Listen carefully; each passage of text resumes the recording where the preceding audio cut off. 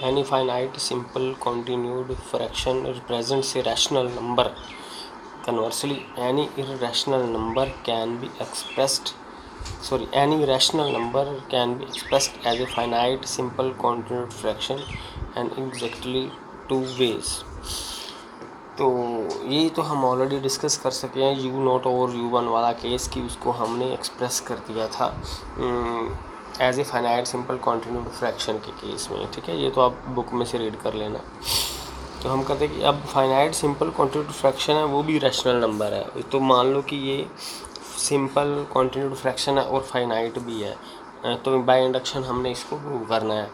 अगर J0 लेंगे, J0 का मतलब है सिर्फ एक, इसमें एक ही टर्म आएगी, J0 ए नॉट पहली टर्म है, एक ही टर्म आएगी, तो सिंगल टर्म का आंसर ए नॉट ही होता है। तो क्लियरली ये इंटीजर है, तो ये रैशनल नंबर भी है ए नॉट, इसकी वैल्यू रैशनल आ गई। अब 1 लेंगे तो दो टर्म्स आ जाएंगी, ए नॉट A1 तक जाना है, ठीक है। तो ये है, पता ही है, इसको क्या लिखते हैं, ए नॉट प्लस 1 लिख के इसका 1/A1, इसकी बस ये दो ही टर्म बनेगी, ए नॉट A1 तक जाएंगे। इसको सॉल्व करेंगे तो ये हमारा ये भी इंटीजर्स हैं, ये भी इंटीजर हैं, तो ये रैशनल नंबर बन जाएगा। तो अजम्पशन ले ली कि n तक ये रैशनल है। अब हमने n+1 प्रूव करना है, तो अब जी n+1 के लिए इसको रैशनल प्रूव करना है हमने, ठीक है।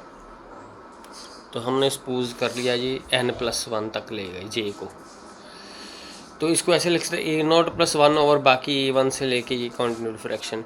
तो ये जितनी ये n टर्म्स के लिए तो हमने एज्यूम कर रखा है कि ये रैशनल है, तो ये तो रैशनल हो गया, तो ये रैशनल है, इसका रेसिप्रोकल भी रैशनल है, ठीक है।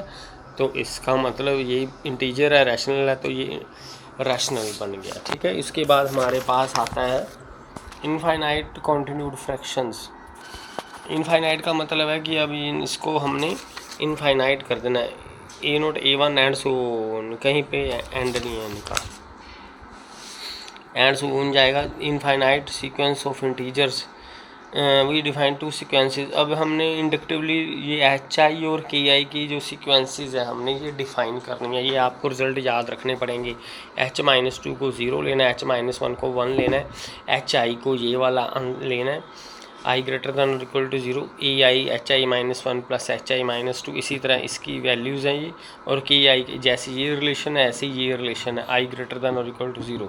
यहाँ से अब जैसे K0 है, K0 कैसे फाइंड करेंगे, अगर I को 0 पुट कर देंगे, K0 आ जाएगा A0 K-1, ये आ गया K-2, इसी, ठीक है। K माइनस वैल्यू 0 है, यहाँ पे वैल्यू 0 पुट कर देंगे, ये 0 पुट कर दी, K-2 की वैल्यू 1 पुट कर देंगे, तो K0 की वैल्यू 1 आ जाएगी सॉल्व करके। इसी तरह K1 की वैल्यू फाइंड कर लेनी है, यहाँ पे K1 पुट करेंगे, A1 K0 प्लस K-1, ठीक है। तो हमें देखो K0 की वैल्यू पता है, यहाँ पे पुट कर देनी है, K-1 की वैल्यू पता है, यहाँ पे पुट कर देनी है, सॉल्व करके आ जाएगा हमारे पास A1 K0, हमने K-1 की वैल्यू पुट की है, तो A1 K0, ये दो नंबर्स हैं, पॉजिटिव नंबर्स हैं ये दोनों, इनको प्रोडक्ट है जो एक नंबर से तो बड़ा होगा ही ना, क्योंकि ये दो नंबर हैं, ये एक नंबर है, इनका प्रोडक्ट इससे बड़ा होगा, ये बराबर भी हो सकता है। तो यहाँ से हमने कर दिया कि जो K1 है वो K0 से बड़ा है, ठीक है। उसके बाद है हमारे पास K2, इसी तरह K2 A2 2-1 यही वैल्यूज़ पुट कर दी, फिर इन दोनों को रख लिया, K0 की वैल्यू पुट कर दी। अब फिर वही वाला formula A2+1 is greater than, एक इससे बड़ा है, क्योंकि A2 K1 में 1 ऐड है, अगर 1 हटा दें तो ये इससे बड़ा है, ये फिर वही 2 की मल्टीप्लिकेशन है, एक नंबर से बड़ा है। तो इसी तरह K2 K1 से बड़ा है, इसी तरह हम कंटिन्यू करते जाएंगे।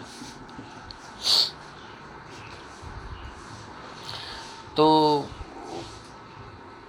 K0 की वैल्यू है हमारे पास यहाँ पर है 1, और K1 उससे बड़ा है, इसी तरह K2 उससे बड़ा है। इस तरह हमारे पास ये सीक्वेंस बनती जाएगी, ये मोनोटोनिक सीक्वेंस है पॉजिटिव इंटीजर्स की, ठीक है, इंक्रीजिंग सीक्वेंस आ गई ये।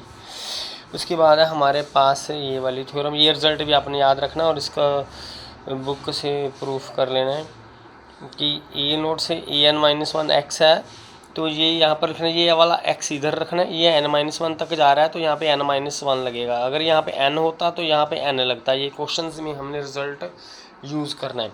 तो ये वाला x को मल्टीप्लाई करना है hn-1 से, क्योंकि यह n-1 तक गया है। फिर नेक्स्ट आएगा hn-2। इसी तरह x डिनोमिनेटर में k वाली टर्म्स लिखनी है, ठीक है।